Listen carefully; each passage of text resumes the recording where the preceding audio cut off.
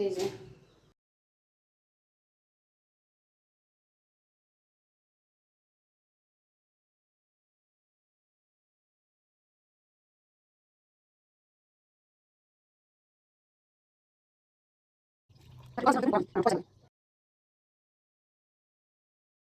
View সুন্দর না? এইরকম ভিউতে এরকম মজার একটা কড়া চা কেমন বলেন, সেই না? ভিউটাও দেখেন।